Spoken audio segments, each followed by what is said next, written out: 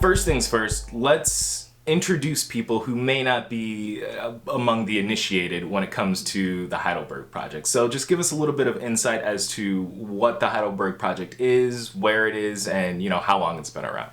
Sure. So the Heidelberg Project in Detroit is this outdoor, funky, cool, colorful art environment that's located in the heart of an urban community on the east side of Detroit. Uh, it has been, believe it or not, we're in our 35th year.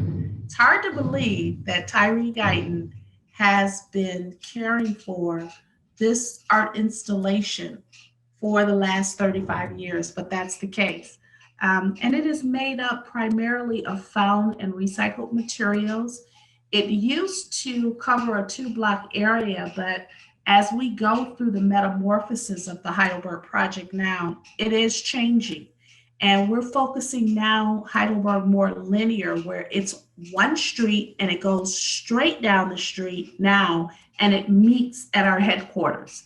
So Heidelberg has always been just this amazing, colorful outdoor art environment that has intrigued the entire world. The Heidelberg is run completely by women, is that correct? Mhm. It is now, darling. I mean, for the most part, Tyree Guyton has always been supportive. And I've worked with Heidelberg for 27 years. In one of our pieces of promotional materials, Tyree said that when he was a boy, he always gave his money to the women in his family because he know he could depend on them. And I think that in some ways he's kind of carried that over into the organization and putting me in front to lead us through or to that next evolutionary place or state, which is Heidelberg 3.0, and that is consisting of Heidelberg now as this arts district, arts community. And so it just is, I would say it's not necessarily an effort. It's it just so happens that we're all women. So my staff consists of women, but we're all surrounding Tyree, so it's a good thing. But yeah, it's all women. And I do have to point out the fact that it's never a big deal if it's an all male staff. So No, it's not, is it? like you said, it just happens to be all women and you're doing a great job. One of the other things I wanted to talk about was the fact that the Heidelberg Project isn't just an arts destination, and you kind of alluded to it just now when you were talking about, the community space and the interaction with the community, but it also helps economically. Can you talk a little bit about that? Man, listen, this there was a study done by Williams College in, I believe it was 2011 when they did the first study. And what they did was they took a fraction of our visitorship, which we boasted at that time 200,000 people annually. They took a fraction of that, being 50,000. And what they wanted to determine is what is the impact, economic impact of the Heidelberg Project on both the city and the larger Wayne County region.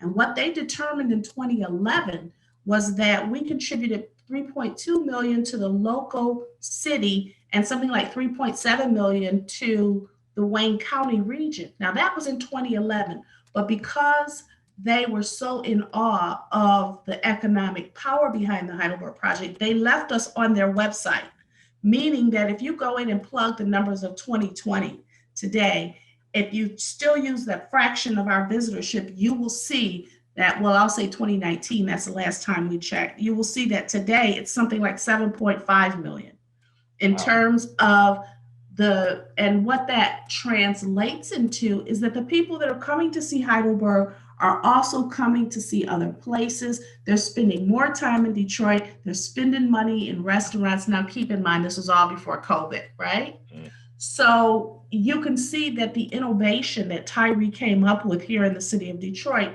really had more of an impact than just art and creativity, but it also affected our economy.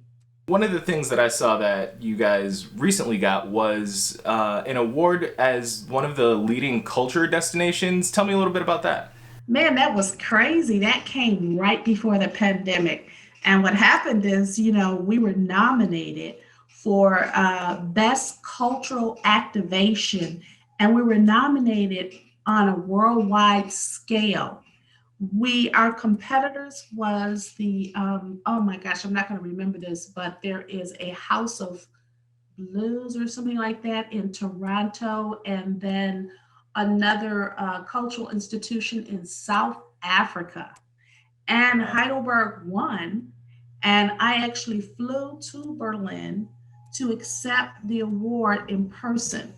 And it was just, it gave us an opportunity in Berlin to come together with other cultural makers around the world who were doing things that were innovative and cutting edge.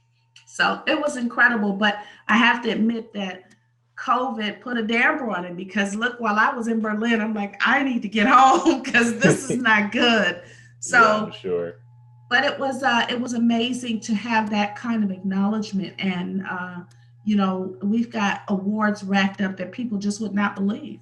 Obviously, it means a lot to you. Can you just tell me a little bit about what it actually means to you personally?